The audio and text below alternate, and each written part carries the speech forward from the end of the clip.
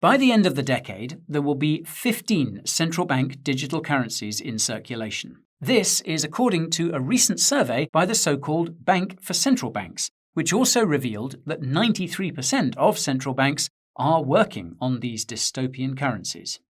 The survey also included a series of questions about cryptocurrency, something significant considering that central banks will be allowed to hold crypto on their balance sheets starting from the 1st of January 2025.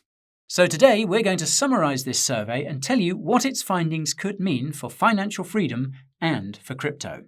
If you care about either of these things, stay tuned. The survey we'll be summarizing today is titled, quote, Making Headway, Results of the 2022 BIS Survey on Central Bank Digital Currencies and Crypto.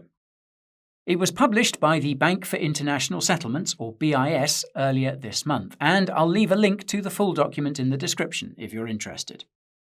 I'll also quickly note that the BIS is the so-called Bank for Central Banks, and it's recently been helping central banks around the world develop central bank digital currencies, or CBDCs. Now, for those unfamiliar, CBDCs make it possible for governments and central banks to control every single transaction you make. And if you've been keeping up with our coverage of this unelected and unaccountable international organization, you'll know that it wants to create a global digital currency system where central banks control not just currencies, but also every asset you own. Naturally, the BIS is extremely anti-crypto. And if you want more info about how CBDCs work and how they compare to cryptocurrencies, I'll leave a link to our video about that in the description as well. Now, the survey begins with a brief introduction, wherein the authors reveal that 86 central banks participated in the survey. For context, there are over 200 central banks around the world, so this accounts for less than half of them. The catch is that the 86 central banks the BIS surveyed are the largest.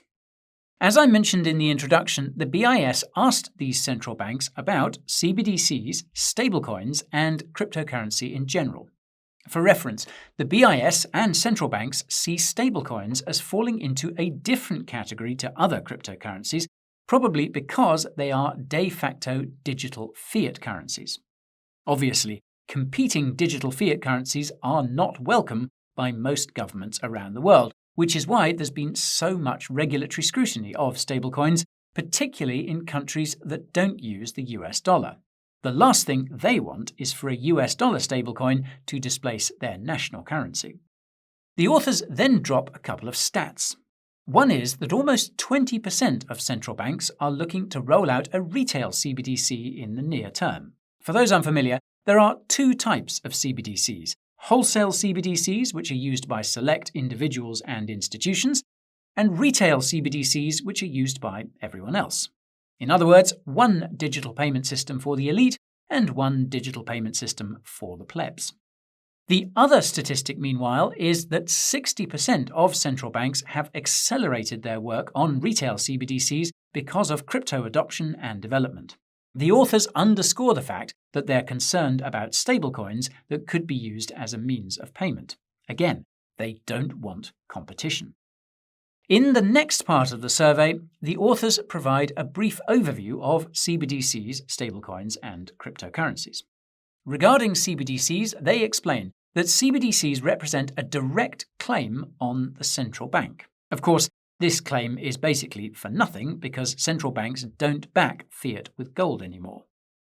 The authors also explain the difference between retail CBDCs and wholesale CBDCs, which we just covered.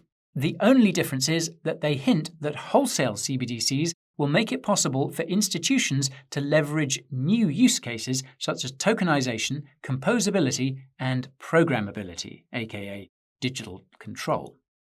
If you watched our recent video about who is behind CBDCs and fast payment systems, you'll know that the BIS eventually wants to see retail CBDC and wholesale CBDC systems combined.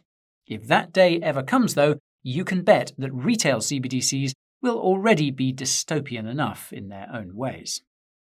Now, regarding stablecoins and cryptocurrencies, the authors say that crypto assets, they refuse to call them currencies, are essentially digital currencies that do not represent a claim on the central bank. They fail to mention the fact that cryptos also can't be controlled by a central bank or a government. It's important to note that some cryptos can in fact be controlled, namely centralized stablecoins. Proof-of-stake cryptocurrencies could also theoretically be taken over by a central bank or government, since they could, theoretically, print the money they need to buy enough stake to take control of the blockchain. Speaking of which, the authors note that stablecoins have, quote, attracted considerable attention from central banks, regulatory authorities, and international standard setters, due to their digital currency properties. Some of the institutions have proposed backing stablecoins with CBDCs, which is terrifying. Then the authors go on to give some more details about the survey. They reveal that it was conducted at the end of 2022, when the crypto market was crashing. They also reveal that they've been conducting this survey for 6 years, which makes sense. The 2016 to 2017 crypto bull market was probably the catalyst. The authors were kind enough to provide a full list of the questions they asked central banks about CBDCs and cryptocurrency at the very end of the paper. The only one that stood out to us was, quote, does your central bank have the legal authority to issue a CBDC? Now, this reminded us of a question that was asked of the BIS's head of research, Hyun-Song Shin, after the institution published its most recent economic report. One of the reporters asked whether the US Constitution would need to be changed to allow for a digital dollar. Hyun didn't have an answer. If you happen to know the answer, please do drop a comment. I think we'd all love to know. Anyways, the authors then confirm that the 86 central banks that participated in the survey are in fact the largest. They represent 82% of the global population and 94% of all economic output. The authors also note that this year's survey had a record number of respondents. They're clearly getting nervous about crypto. As for the actual findings, the authors start with some CBDC-related stats. Firstly, 93% of central banks are working on a CBDC of some kind. As you can see, the number of central banks working on a CBDC has skyrocketed since 2017, and they seem to be working on both wholesale and retail CBDCs. That said, the authors highlight the fact that the work on retail CBDCs is, quote, more advanced, with a quarter of central banks already piloting a retail CBDC. To put things into perspective, there are twice as many retail CBDC pilots being conducted as wholesale CBDC pilots. The authors also note that 2 central banks have already issued a CBDC, presumably the Bahamas, which launched its Sand Dollar in 2017, and Nigeria, which launched its e-Naira in 2021. According to the CBDC Tracker website, Jamaica became the 3rd country to roll out a retail CBDC earlier this year. As you might have noticed, all 3 countries have something in common. They're all small and still developing economically. This is probably because small countries are the most concerned about their currencies being displaced, and they can move faster as far as development and regulations go. Lo and behold, the authors note that there's almost twice as many retail CBDC pilots in developing countries than developed countries, 29% versus 18%. It's honestly depressing to consider the fact that those that are most in need of financial freedom will be the first ones to be forced into financial slavery. This ties into the motivations for developing a CBDC. As you can see, the central banks are developing retail CBDCs mostly for reasons related to financial inclusion and payments efficiency, whereas they're developing wholesale CBDCs mostly for reasons related to financial stability and monetary policy. Make no mistake, central banks are also interested in using retail CBDCs for financial stability and monetary policy. This implies that they're interested in doing things like restricting how much you can spend or even deleting your savings if you don't spend enough of them in a certain time frame. And if you think that's crazy, consider the fact that the European Central Bank, or ECB, said that its digital euro could even replace stores of value like gold, presumably implying that it would try and restrict people's ability to accumulate the precious metal. More about the digital euro using the link in the description. I digress. Now, the authors then turn to wholesale CBDC developments. They explain that central banks are particularly interested in using wholesale CBDCs for cross-border payments. What's funny is that the number one pain point they noted was the fact that wholesale CBDC systems need to be online 24/7 to work. From our perspective, this is the least of their concerns as far as pain points go. Consider that countries aren't going to be too trusting of a foreign digital currency that can be confiscated at the click of a button. This will become more common as CBDCs become widespread and as geopolitical tensions rise. As we've mentioned in other videos about CBDCs, central banks around the world will need a credibly neutral digital currency they can all depend on. Sure, they could try and create a digital currency backed by a basket of other digital currencies, but there would be disagreements about the composition of this basket. Bitcoin's BTC is one of the few credibly neutral digital currencies in existence, and some countries are reportedly using it for cross-border payments already. If this becomes more common, then central banks could start holding BTC on their balance sheets, something they'll be allowed to do come 2025. More about that in the description. Moving on. Now, what's interesting is that the BIS included a series of questions about fast payment systems in its survey. If you watched our video about the Fed's FedNow payment system, you'll know that it's effectively a precursor to a retail CBDC. Future phases will bring it closer and closer to this final form. The authors note that 70% of central banks already have a fast payment system of some kind, and almost 20% plan on launching one. In contrast to CBDC development, fast payment system development has been more concentrated in developed countries, possibly because they're more skeptical of CBDCs. After all, nobody seems to be aware of the fact that these fast payment systems will become CBDCs. You'll recall that we did a video about that recently. The BIS reiterates this reality by noting that 70% of the central banks that already have a fast payment system plan on, quote, upgrading it, probably to a CBDC. For what it's worth, the authors note that 80% of central banks believe that fast payment systems and CBDCs are not mutually exclusive. They explain this is because some fast payment systems don't have the same kind of controls as CBDCs, but again, these could apparently be implemented in the future. Anyhow, when it comes to when central banks hope to roll out their retail CBDCs, the authors found that almost 20% plan on doing so in the next 3 years. Conversely, 70% of central banks said that they don't see themselves rolling out retail CBDCs anytime soon. Most of these appear to be in developed countries. Next, when it comes to when central banks hope to roll out their wholesale CBDCs, the authors found that around 15% plan on doing so in the next 3 years, and almost 60% say they plan on issuing a wholesale CBDC in the, quote, medium term. Most of these appear to be developing countries. Oddly enough, the authors note that a fourth country launched a retail CBDC in recent years, the Eastern Caribbean countries.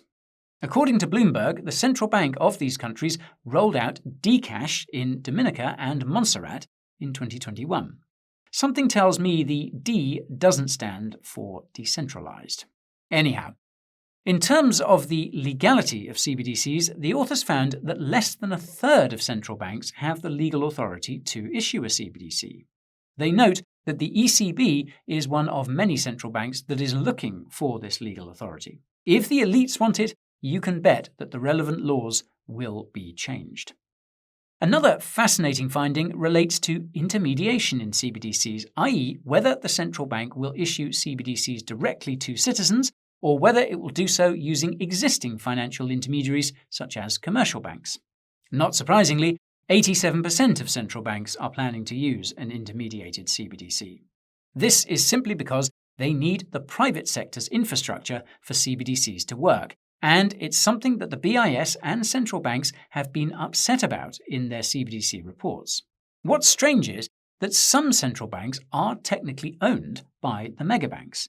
Really makes you think about who's in charge. On that note, the authors found that 93% of central banks dabbling in CBDCs have been doing so with the help of other so-called stakeholders, a term often associated with the World Economic Forum, and which means the world's most powerful individuals and institutions. These entities have been involved in CBDC design. What's wild is that the authors even reveal that these stakeholders have been heavily involved in the design of retail CBDCs. They don't seem to care too much about wholesale CBDCs.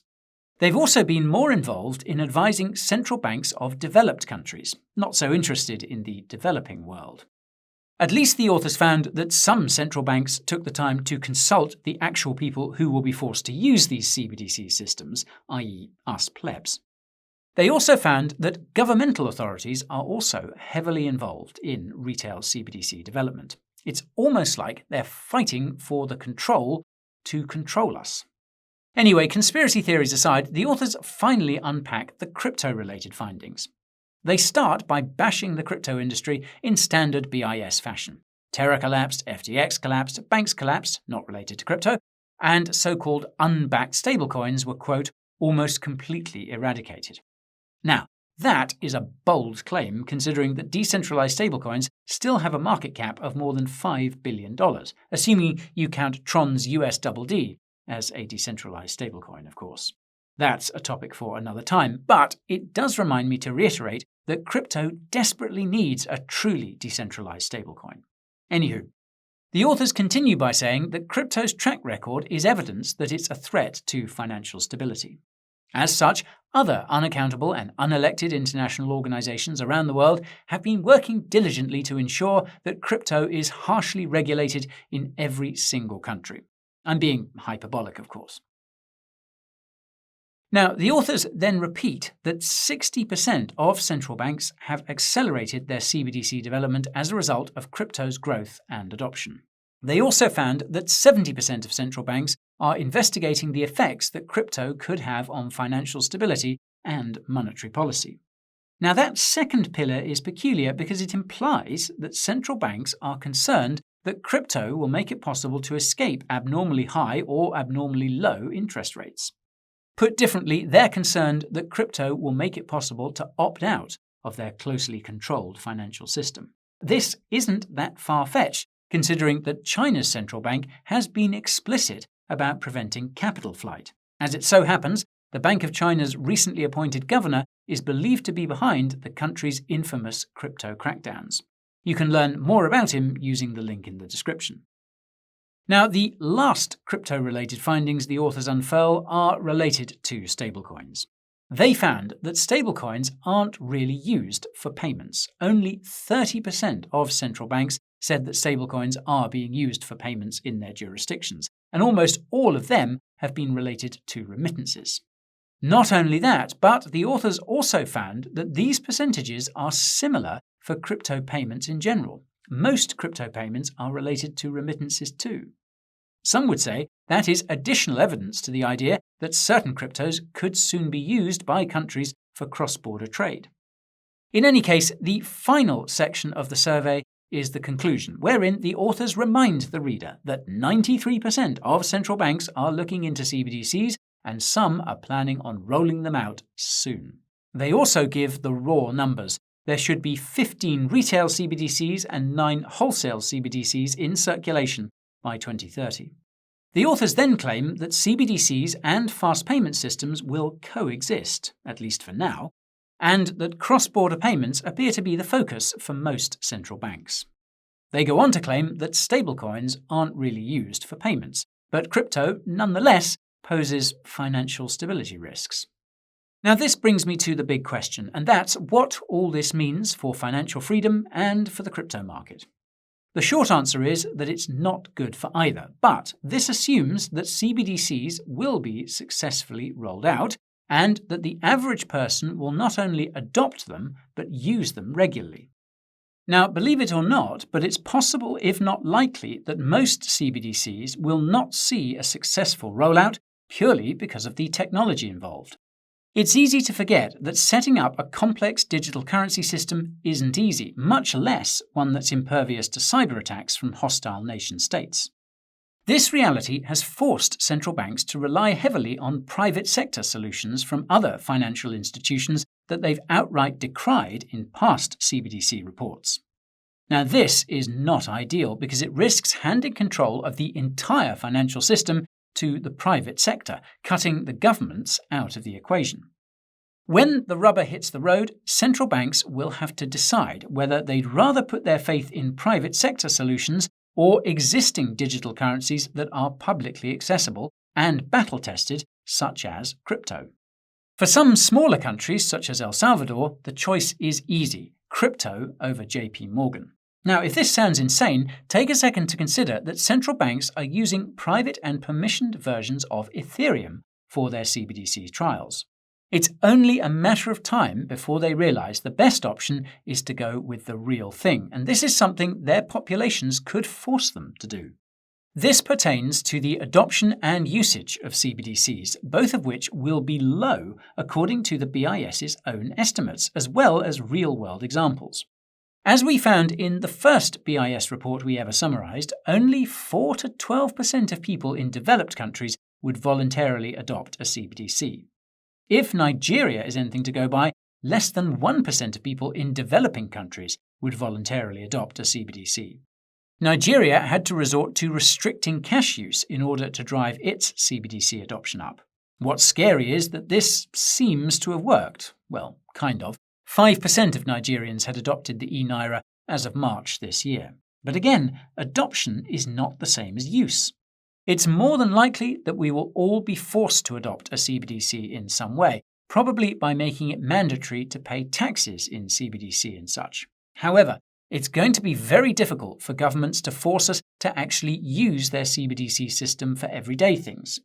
This will be even more difficult if alternatives are available, and so long as crypto is around, an alternative of some kind will continue to exist. Yes, the government may try and restrict our access to crypto too, but if people need it badly enough, alternative systems will emerge that make it accessible.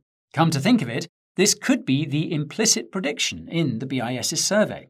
Stablecoins may not actually be competition for fiat and CBDCs today, but they will be once everyone understands the dystopian features that CBDCs have. This understanding is inevitable, and it's being accelerated by education. So long as it's possible, we will continue to educate you about these topics to the best of our ability. And that's all for today's video, folks. If you found it as intriguing as I did, take a second to smash that like button. If you want to ensure you keep being intrigued, subscribe to the channel and ping that notification bell. If you want to help others be intrigued, be sure to share this video. And if you're already stacking sats in preparation of the CBDC rollout, make sure you're storing them in a safe place and accumulating them using trustworthy exchanges. The Coin Bureau Deals page has huge discounts on the former and up to $40,000 of bonuses and airdrops on the latter. You can find your way there using the link in the description. As always, thank you for watching, and I will see you next time.